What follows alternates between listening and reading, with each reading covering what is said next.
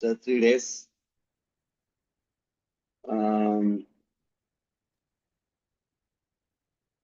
It was a very nice experience.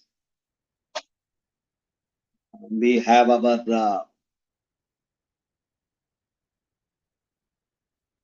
setup there, so it was very convenient for us to experience the Kumbh Mela atmosphere. Kumbh Mela is a supermarket of so-called spiritual and religious people and religious communities there. It's a hypermarket, like a big Walmart. Different varieties and different types of religious people you can find there. So it's a real mega fair. So you find all kinds of varieties there. So going to Kumbh Mela,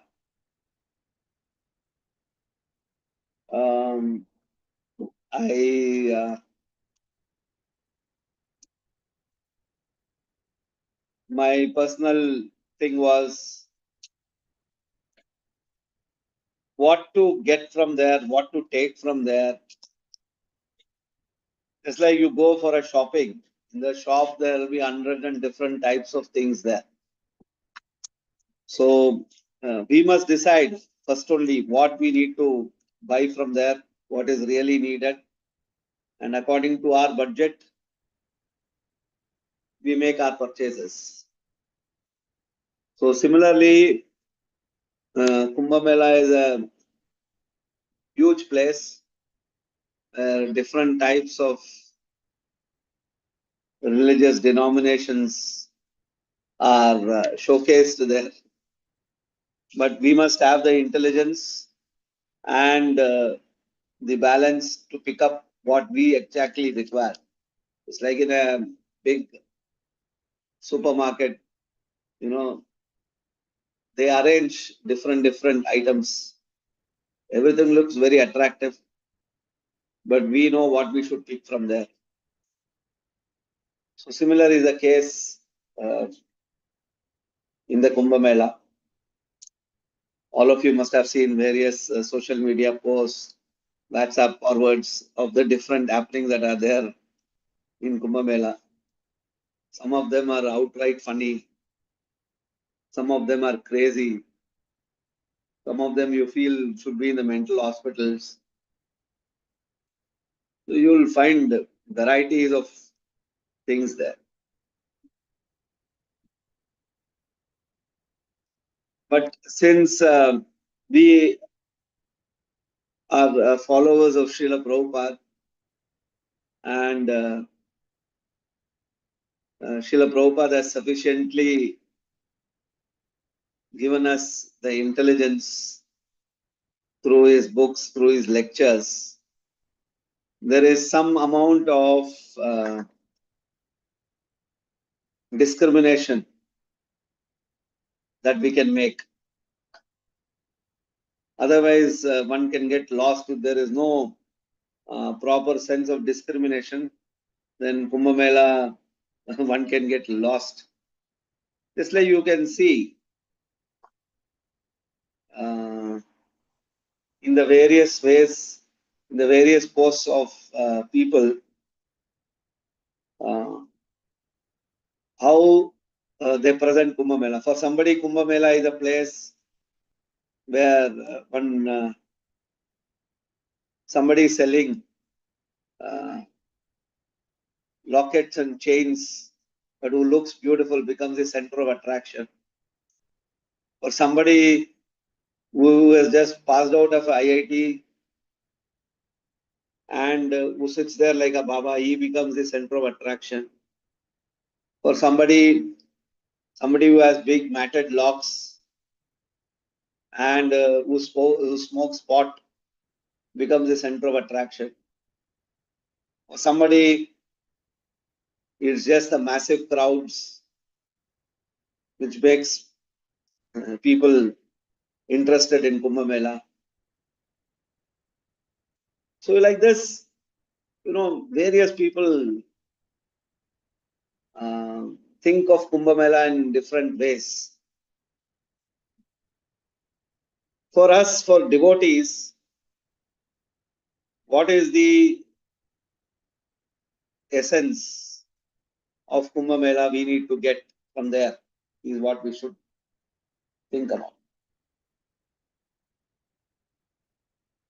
So Srila Prabhupada has given us that to achieve perfection for an aspiring Krishna conscious devotee, what he should do. So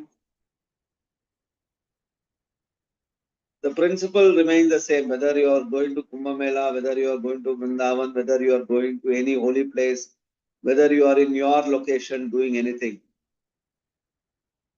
What a Krishna conscious aspirant should seek for is very clear.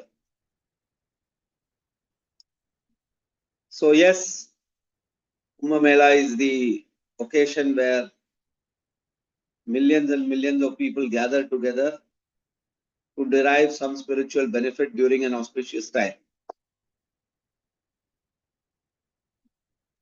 And to come associate and take something, some spiritual learning from the various sadhus and devotees who come there.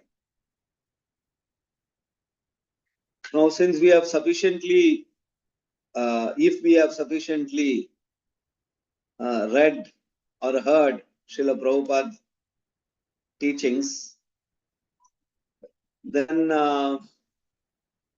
certain things are very clear.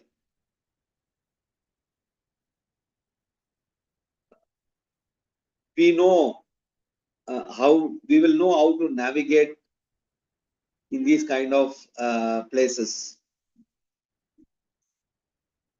So our purpose is, Prabhupada says, we must chant Krishna's name attentively, leaving little scope for diversion. Focus on remembering Krishna's words, Krishna's teachings, engaging in devotional service. These are the kind of activities Prabhupada says will elevate our consciousness. So I think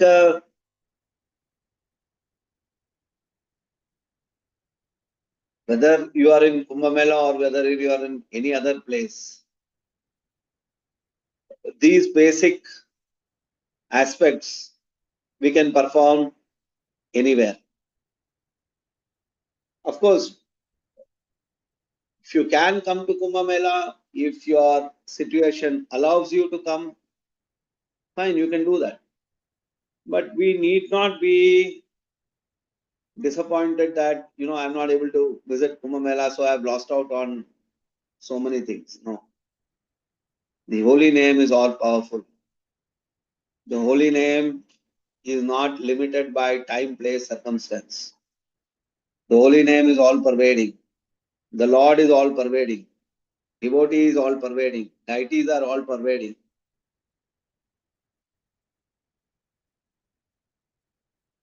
So it doesn't limit our spiritual growth in no way.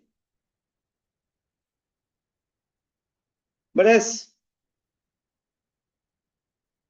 the 3 days, the 2.5 days that I lived in the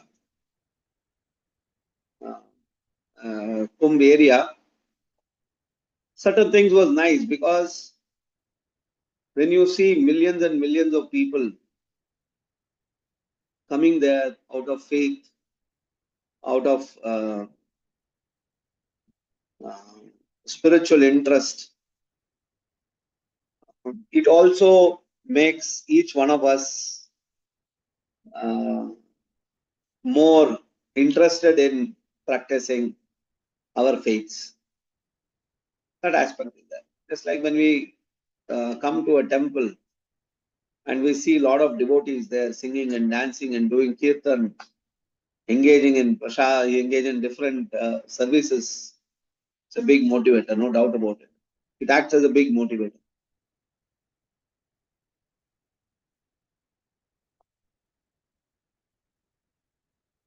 If nobody is there in the temple, no engagement of Krishna conscious services, that then our interest also is not so much generated. So that aspect is there. In Kumbh Mela, what we see is, like what I observed was that when I saw in biting cold, actually, morning 4 o'clock, on 29th of January, when the Mauni Amavasya day was there, I saw millions of people, old people, young children, young adults, in that cold, winter cold, they have come to take bath. They're so enthusiastically coming. So somewhere deep down, your faith in the spiritual process, it acts as a positive thing for us to also take up and practice Krishna consciousness with greater intensity. No doubt about it. But if it is not possible for us to come in person to such kind of places, it's okay. It's not that that's the only way, because Krishna consciousness is not a one-day affair. It is an ongoing, permanent, day in, day out activity. So Kumbh Mela, you come, you see the people, you get motivated, you become more determined to practice Krishna consciousness. Yes, it will help. But ultimately, we have to go back to our places and then practice Krishna consciousness seriously. So this engagement needs to be constantly done and redone, day in, day out. So that's where the real character of a devotee is manifest. So we don't have to be morose that I could not go there. No. It would have helped you. It's okay, it's fine. I can still continue to engage in Krishna consciousness by looking at what I need to do day in, day out. So this is what I would say about my Kumbh Mela personal experience. There are sometimes, if you're not very matured in Krishna consciousness, visiting a place like Kumbh Mela can be a distraction, because you will simply be swayed by so many other things. Like sometimes we tell better not go to a shopping complex, because you will simply buy things which may not be really necessary. So that way, in that sense, there is a risk of that possibility if you're not sufficiently matured. But if you are matured, yes, the holy rivers of Ganga and Yamuna and Saraswati, having a bath can definitely spiritually purify you and give you new energy, no doubt about it. But yes, if it's not possible, it is fine. We will go on. The holy name is the most powerful tattva that we have, that will work anywhere, any place, anytime, any circumstance. So we don't have to worry. If we follow, if we are practicing Krishna consciousness, then there will be no lack of motivation. Srila Prabhupada, one place somewhere points out that how many of our Goswamis, like Prabhupada always glorified Vrindavan in the in our Bhakti Rasamrita Sindhu, it is said one must visit Mathura, Vrindavan during Kartik month, which is a very important aspect. But Prabhupada says many of our acharyas have not even visited Vrindavan. Like for example, Lokanath Goswami and so many other our Vaishnava acharyas, they never visited Vrindavan. They were there in Bengal in different provinces and preaching Krishna's message. Does that mean that their spiritual standard was any less? No. They were superlative pure devotees who performed and established Krishna consciousness uh, everywhere. So that's because, like we say, Naham Tishte Vaikunte. Like the verse, that famous verse, Krishna says, I don't live, I live where my devotees are performing Kirtana. So I think you will be able to experience Krishna wherever you are there if you perform bhajana of Krishna. Yes, in the place of Kumbh Mela, there are a lot of devotees who come to do bhajana, but there are a lot of people who come for various purposes. Because not everybody thinks that bhajana is the marga for spiritual growth. Whereas for us, bhajana is the marga, not only marga, it is the only marga. Only by doing bhajana we can grow spiritually in Kali Yuga. That is our stance. But that's not the stance many people have in Kumbh Mela. For them, it is many other aspects. So, in that sense, we are not losing anything by not coming here on anything. But yes, the overall experience is very unique in the sense that when we see so many people coming with religious faith, it acts as a catalyst for us to practice spiritual life more seriously. And I have seen that, all these kind of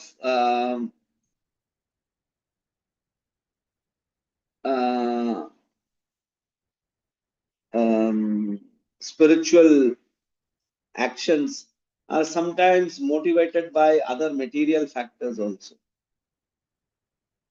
People do that kind of tapasya with lot of material motivations.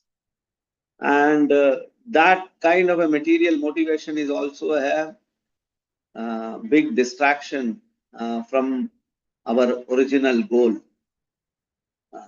So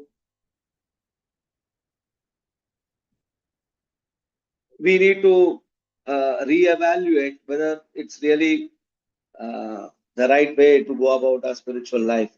So these kind of distinctions one must have. Otherwise, you will get lost in that very chaotic idea of spirituality sometimes that such kind of mass gatherings can get.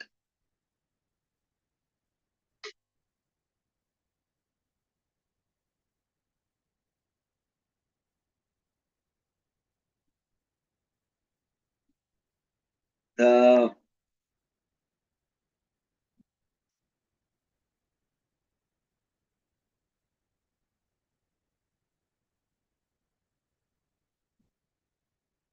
can you hear me? Yes, Prabhu. Yes, Prabhu. Because I'm saying that I felt this one is lost. Okay.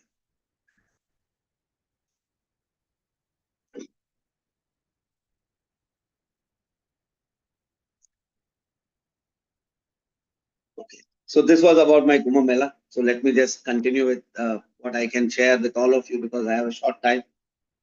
How we can engage and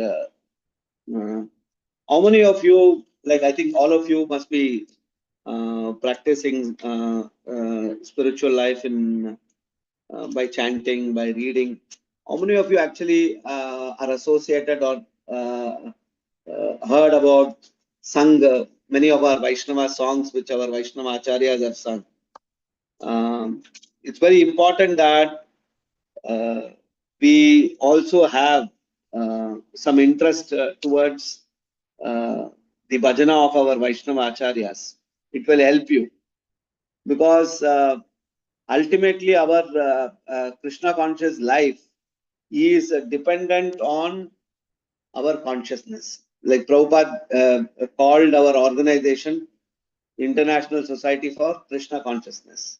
So, how to elevate our consciousness from material consciousness to spiritual or Krishna consciousness is the essence of our practice. So, our consciousness, when it is elevated to Krishna consciousness, naturally becomes very calm, peaceful, and we will be able to uh, work in a way in which it is in line with what we really want to do in our life. So there are certain very wonderful Krishna conscious bhajans which our acharyas have written. So if you can practice by singing and glorifying the Lord according to those bhajanas, it will improve your consciousness. Just like by chanting, by regularly we chant Hare Krishna Maha Mantra every day in the morning when we get up for Mangalarti, and we chant Krishna's name in a particular way. You can see when we have completed our 16 rounds of chanting nicely, our consciousness is very bright.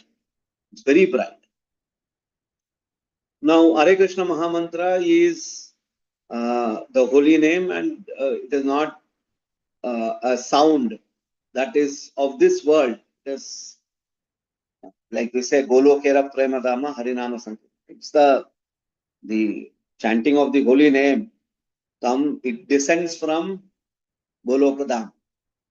Similarly, the Vaishnava Acharya's lyrics are a direct glimpse into that pure devotee's mind or consciousness.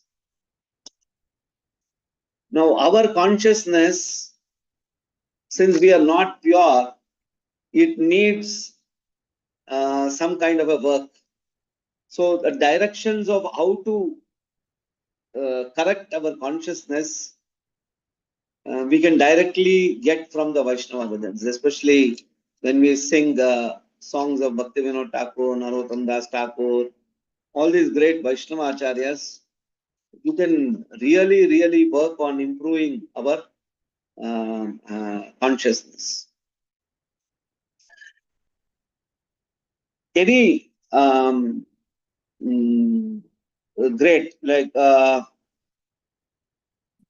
for example, I would like to, if you have the Vaishnava songbook with you, then I would like to go through one particular bhajan, which is composed by one great Vaishnava poet. Prabhupada quotes this Vaishnava poet's lyrics in one or two lectures like that. So if you have that with you, you can open that and then we will discuss that particular thing. The song name is Tatala Saikate. Tatala, Tatala Saikate. Saikate. It is written by a poet called Vidyapati.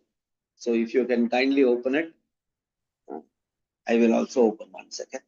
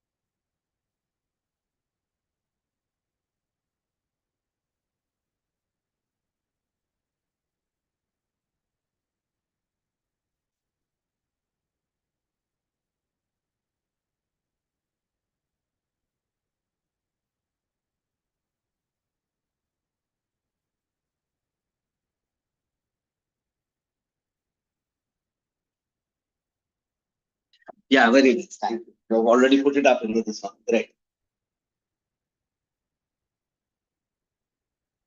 So, why I'm bringing up this topic is the essence of our spiritual life is a reformation of our consciousness.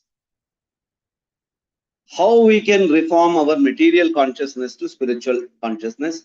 What are the different activities that I as an individual need to do to reform our consciousness? Krishna is Bhavagrahi. Krishna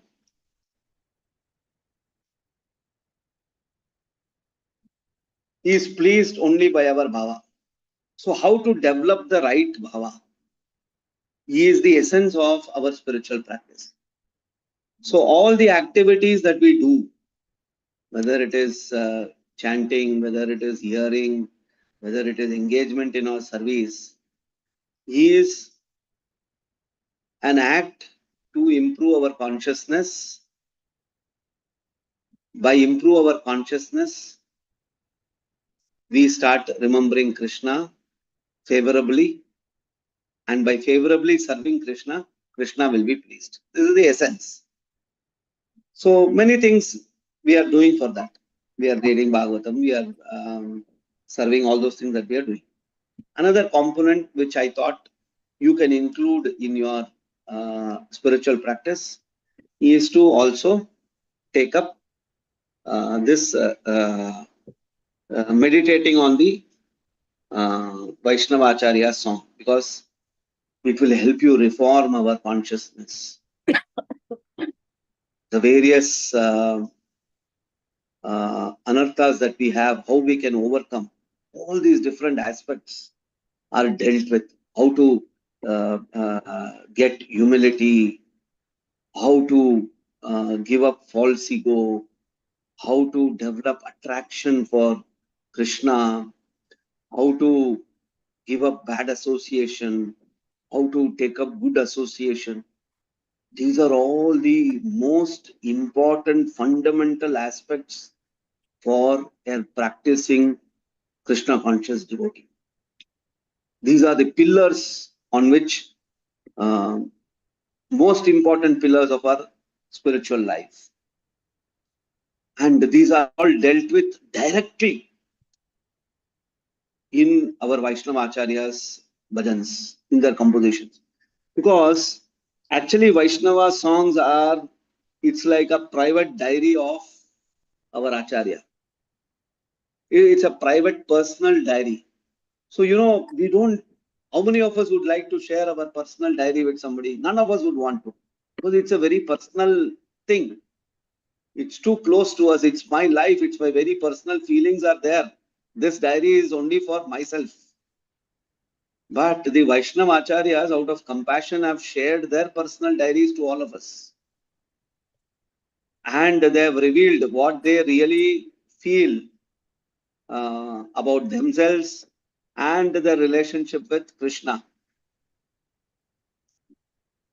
So, like for example, here in this particular thing that I have taken up,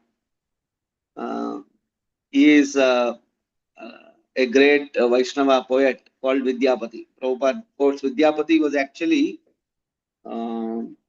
he writes in Maithili language.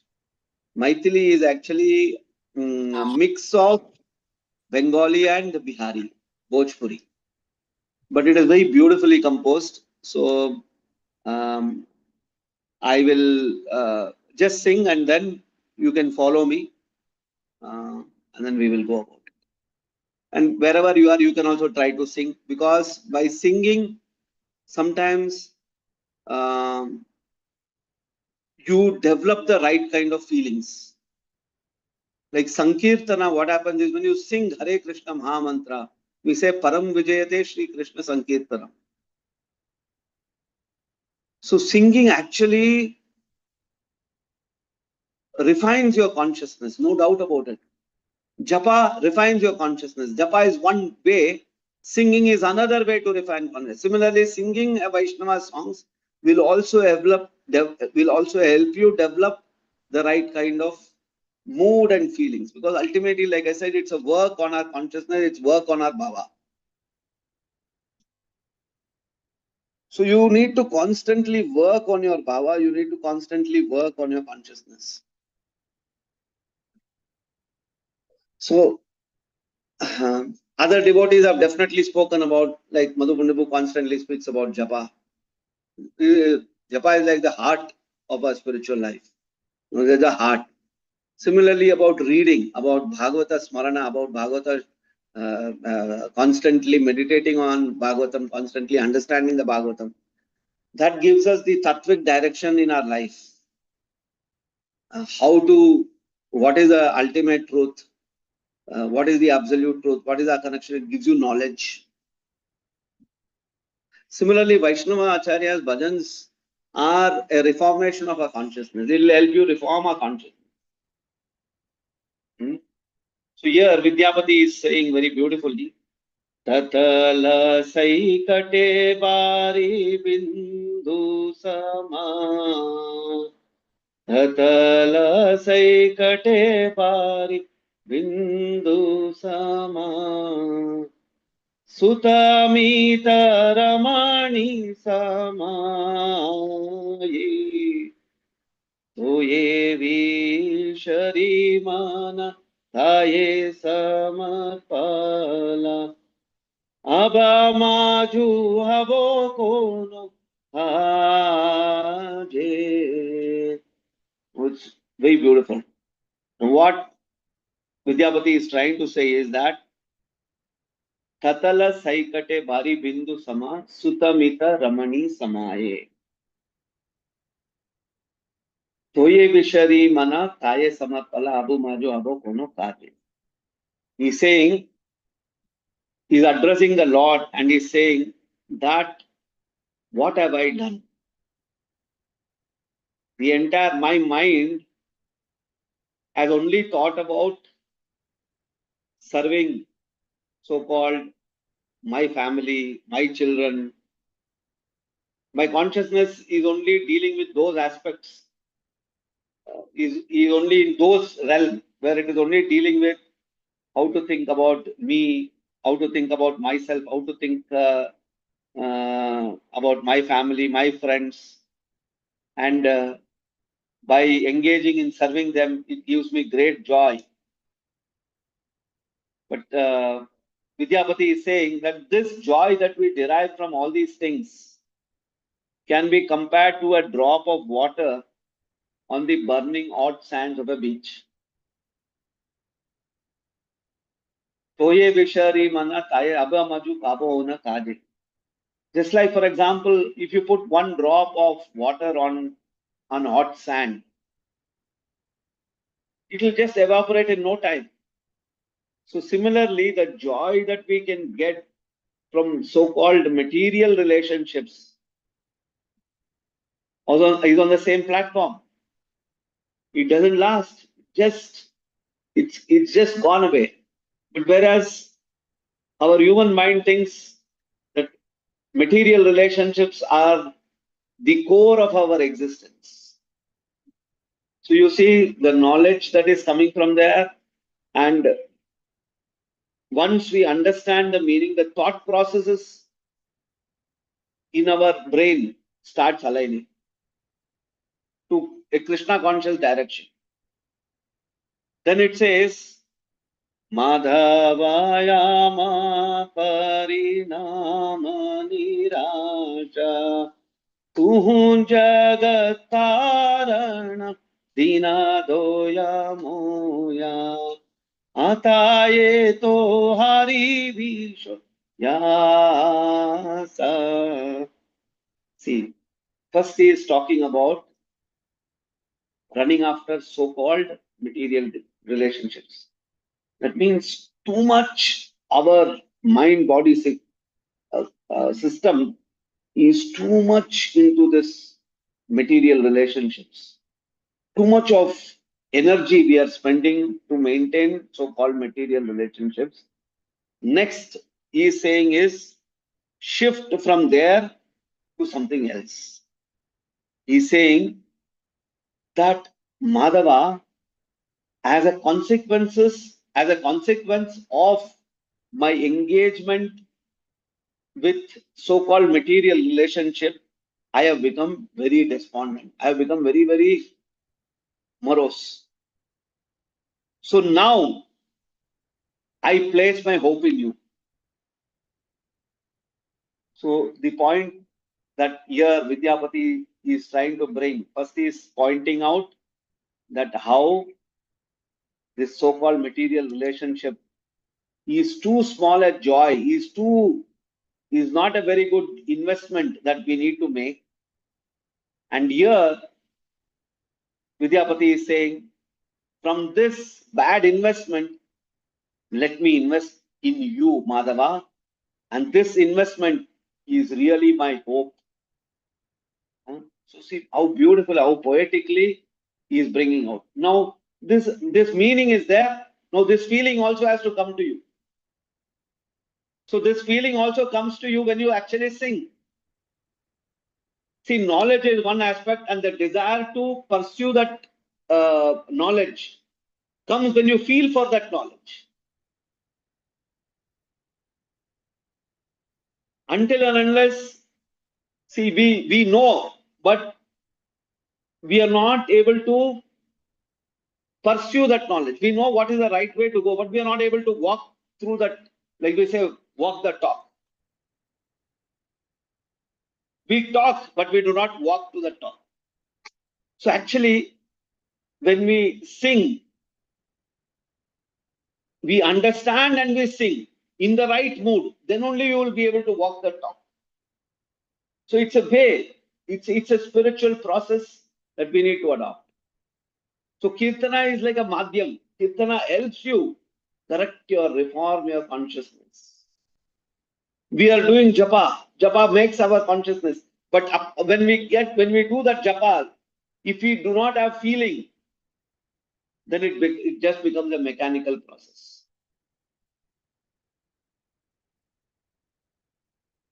So we need to have both. One is the actual doing part of it, and what is going behind that doing part is both important. So here, through Vaishnava songs, when you must sit there and listen and meditate and try to sing in that same mood.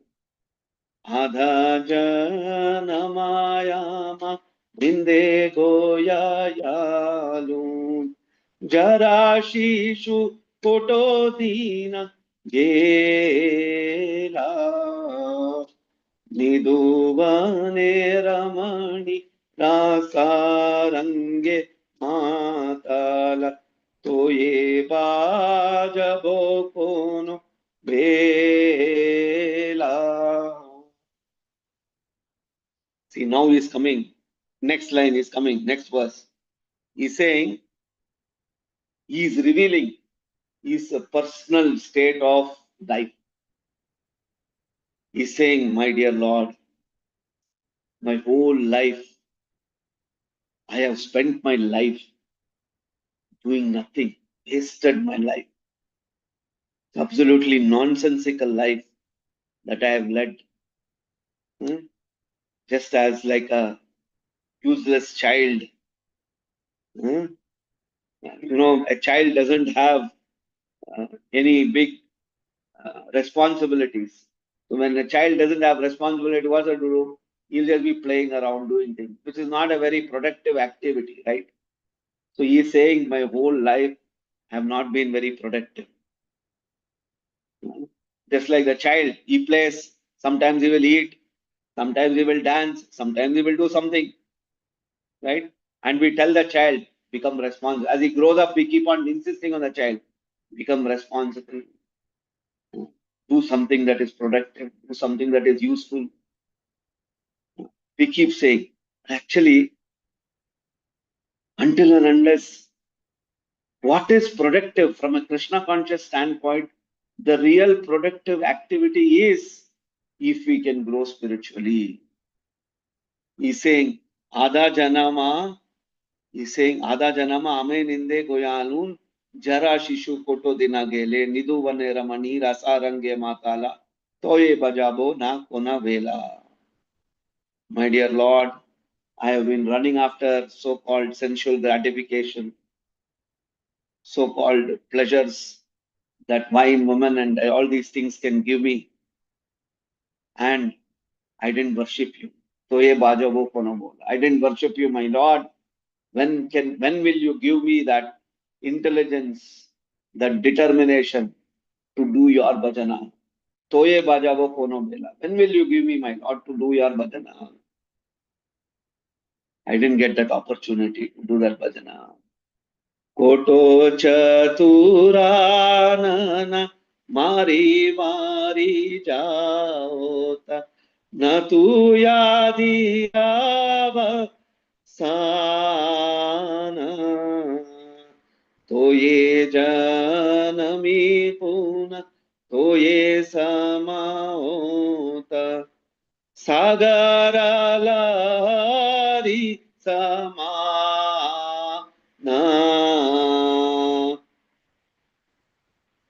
now he's coming and he's saying, Koto Chaturana Mari Mari Jahota Natuya Adi Avasana Toye Janama Puna Toye Samahota Sagari Lahara.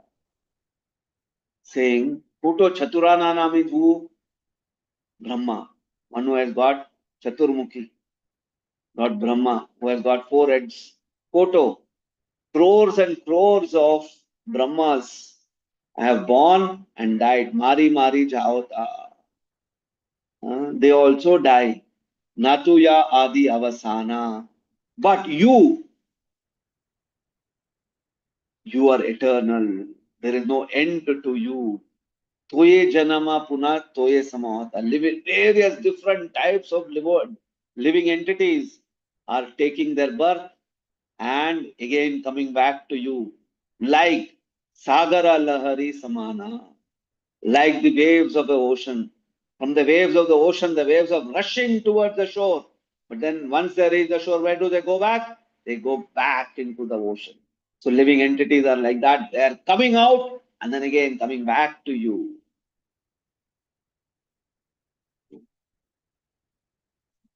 Dhanaye vidyapati shesha samana boy tuya vina gati nayi hara Adi Anadika Nata Ayasi Bhavatarana Bara Tohara.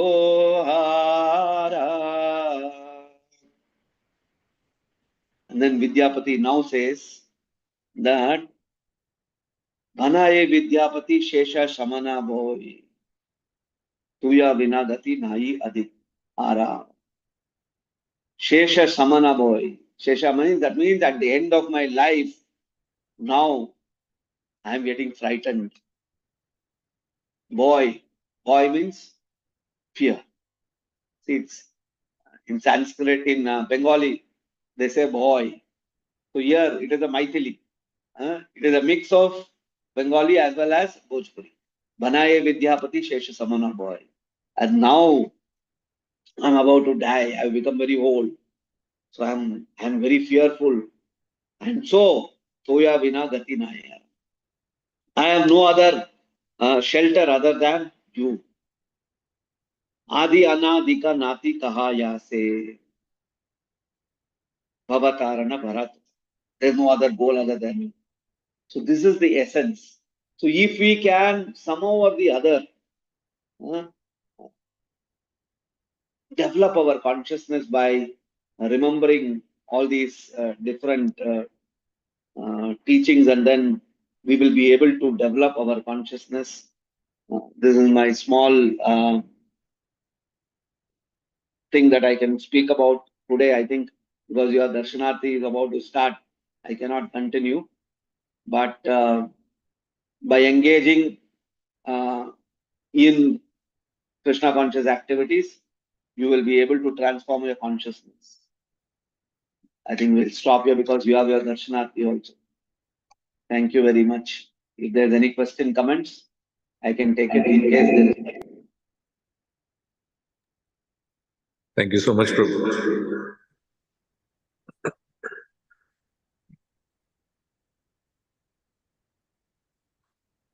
Yeah, we are up for time, Prabhu. Thank you so much. And if there are any questions, we will send you offline and you can clarify them.